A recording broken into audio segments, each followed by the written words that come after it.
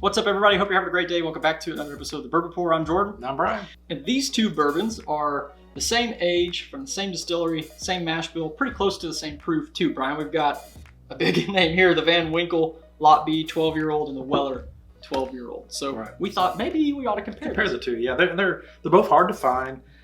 Like you said, both Buffalo Trace products.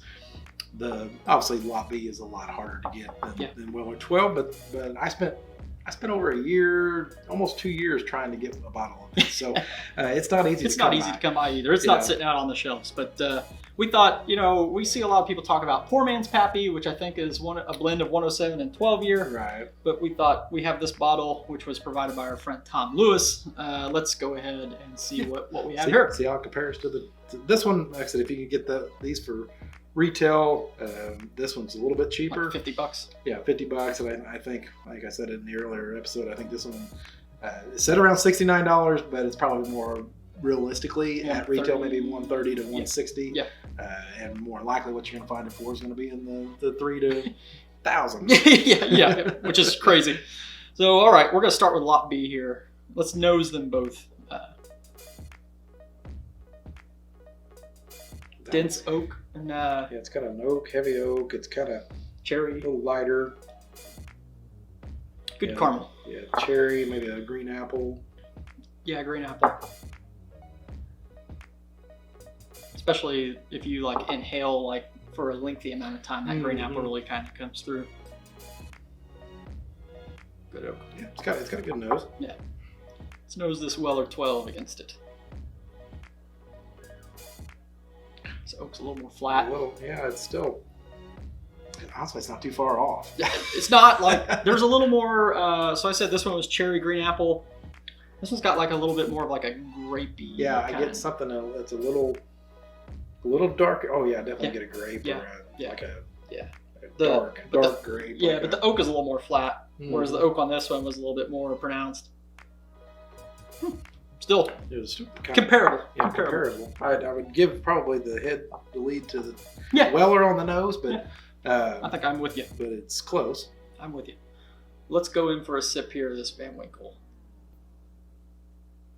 All right, so we got Lot B out of the way there. Let's move on to giving a sip to this Weller 12 year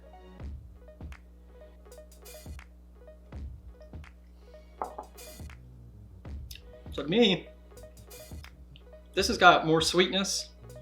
The oak is there, but it's not bitter or anything. There's not that this one's bitter, but comparing them next to one another, I think this is a sweeter oak and this is a little bit more bitter of an oak. I get a little bit more brown sugar sweetness. A little bit more of I guess I'd say a more well-rounded bourbon. And I think this is a lot spicier. Not proofier, but spicier. So this is one that you could probably catch you off guard. If you didn't know what it was, this one, you might think that this is a little higher proof than what it actually is. I get a lot of spice out of it. Good. That's what I look for in bourbon.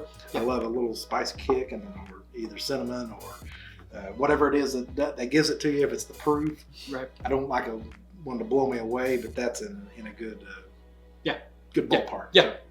But we really want to conduct our research. Right. So let's revisit this Lot B. We're gonna go with Weller 12. So put a little water cleanse there. The palate.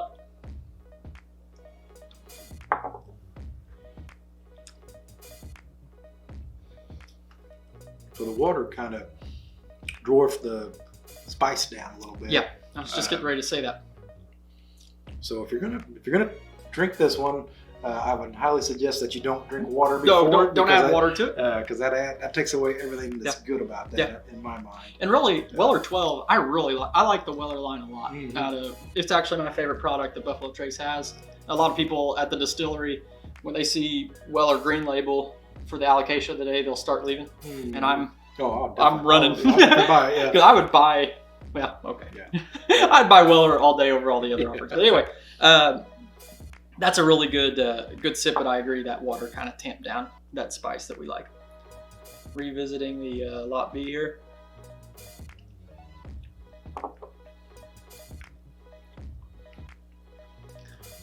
Almost got like a weird banana. Maybe it's the apple. Like I mean like an ultra ripe banana. Yeah, yeah. Like one that you're like, I really need to use these to make bread, but I'm too gonna throw them green. away anyway.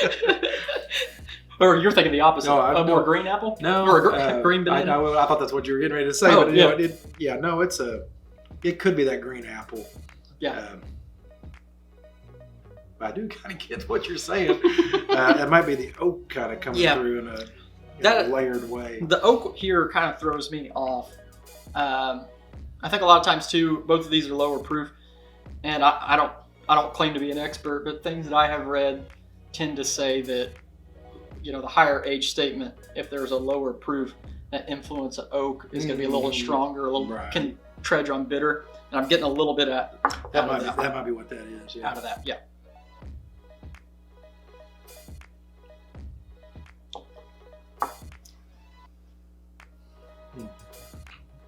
Yeah, I got a little bit of that. Went down the wrong tube there, so that that's a lot hotter than what it should have been. Nothing like just swallowing down 90 proof stuff straight down the hatch. Still good. Yeah, solid. One more on the Weller here. Yeah,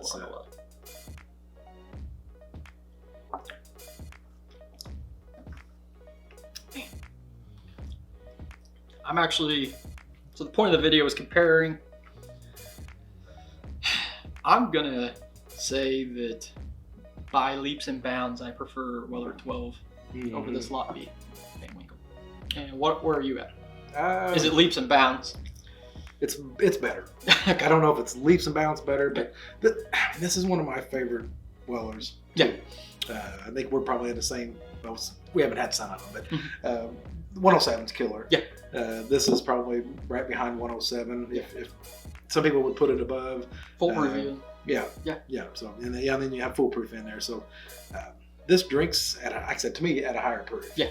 It feels like to me it's in the 107, 110 range. Okay. Where this kind of did too. This is so allocated. Yes. I mean, you almost have to. Right.